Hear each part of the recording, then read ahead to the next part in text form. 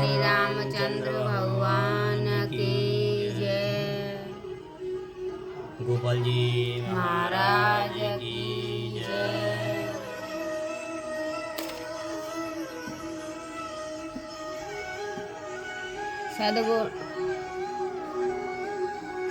सद्गुणों को पहचानने वाला गुणवान तथा बड़भागी वही है जो श्री रघुनाथ जी के चरणों का प्रेमी है। आज्ञा मानकर और चरणों में सिर नवाकर श्री रघुनाथ जी का स्मरण करते हुए सब हर्षित होकर चले। सबके पीछे पवन सुत श्री हनुमान जी ने सिर नवाया। कार्य का विचार करके प्रभु ने उन्हें अपने पास बुलाया।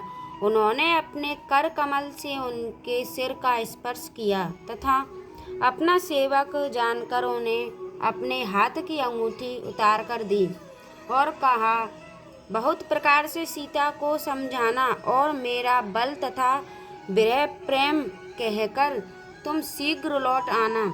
हनुमान जी ने अपना जन्म सफल समझा और कृपा निधान प्रभु को हृदय में धारण करके वे चले। यद्यपि देवताओं की रक्षा करने वाले प्रभु सब बात जानते हैं तो भी वे राजनीति की रक्षा कर रहे हैं। नीति की मर्यादा रखने के लिए सीता जी का पता लगाने को जहाँ तहाँ वानरों को भेज रहे हैं। सब वानर वन, नदी, तालाब, पर्वत और पर्वतों की कंदराओं में खोजते हुए चले जा रहे हैं। मन श्री राम जी के कार्य में लवलीन है। शरीर तक का प्रेम ममता भूल गया है।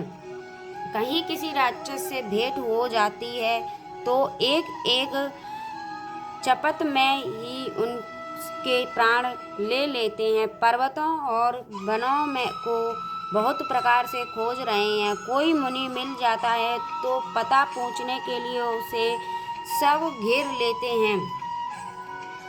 इतने में ही सबको अत्यंत प्यास लगी जिससे सब अत्यंत ही व्याकुल हो गए, किंतु जल कहीं नहीं मिला। घने जंगल में सब भुला गए। हनुमान जी ने मन में अनुमान किया कि जल पिए बिना सब लोग मरना ही चाहते हैं। उन्होंने पहाड़ की चोटी पर चढ़कर चारों ओर देखा तो पृथ्वी के अंदर एक गुफा में उन्हें एक कौतुक आश्चर्य दिखाई दिया। उसके ऊपर चकवे, बगुले और हंस उड़ रहे हैं और बहुत से पक्षी उसमें प्रवेश कर रहे हैं।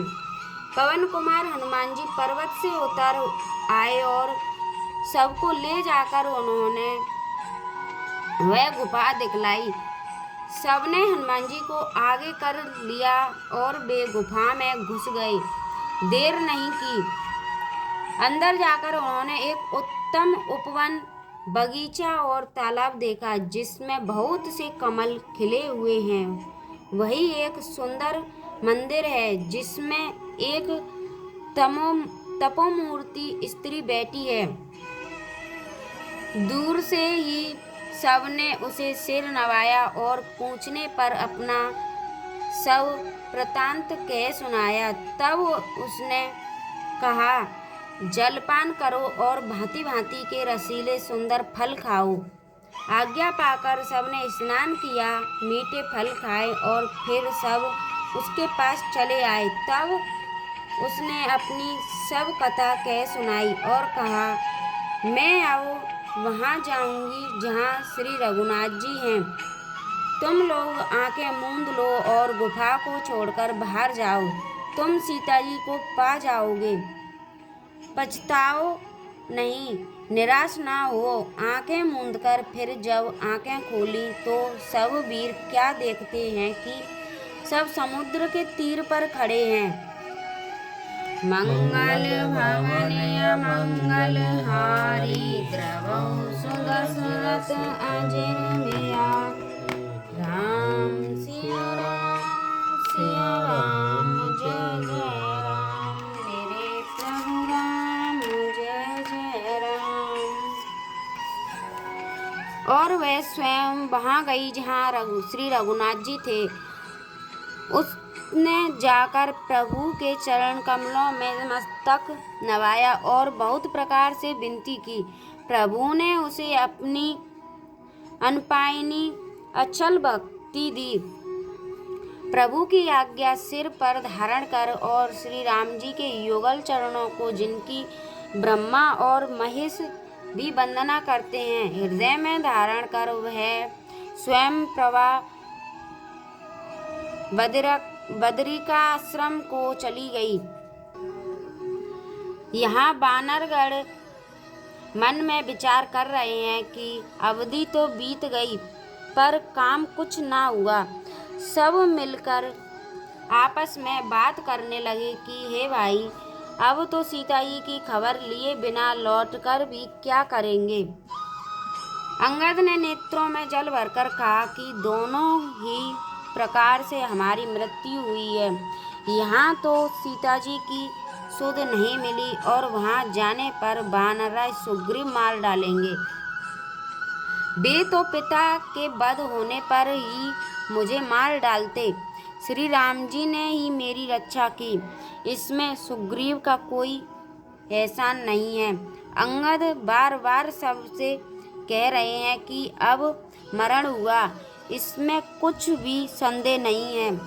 वानर वीर अंगद के वचन सुनते ही किंतु कुछ बोल नहीं सकते।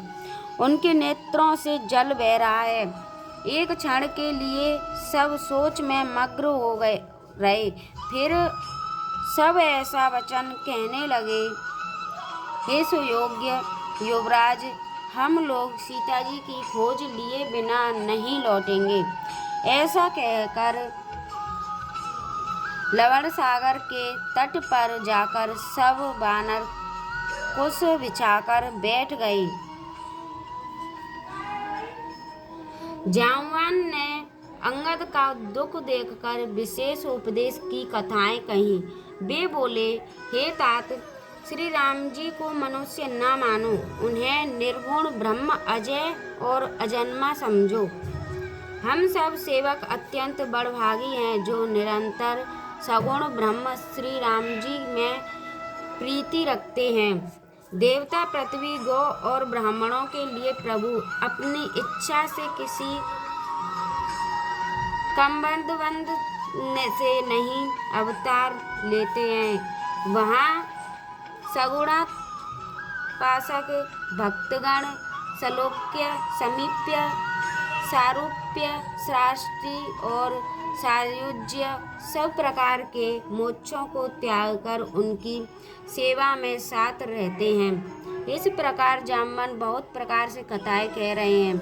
इनकी बातें पर्वत की कंदरा में संपाति ने सुनी।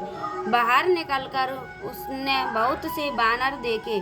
तब वह बोला, जगदीश्वर ने मुझको घर बैठे बहुत सा आहार भेज दिया, आज इन सबको खा जाऊंगा। बहुत दिन बीत गए, भोजन के बिना मर रहा था, पेट भर भोजन कभी नहीं मिलता। आज विधाता ने एक ही बार में बहुत सा भोजन दे दिया। गीध के वचन कानों से सुनते ही सब डर गए कि अब सचमुच ही मरना हो गया। यह हमने जान लिया। फिर उस गीध संपाति को देखकर सब वानर उठ खड़े हुए। जाम्बवान के मन में विशेष सोच हुआ। अंगद ने मन में विचार कर कहा, आहा, जटायु के समान धन्य कोई नहीं है। श्री राम जी के कार्य के लिए शरीर छोड़कर वह परम बड़भागी भगवान के परम धाम को चला गया। मंगल भवने मंगल हारी, द्रवौ सुदशरथ अजर बिहारी। राम सिया राम, जय जय राम, मेरे प्रभु राम, जय जय राम।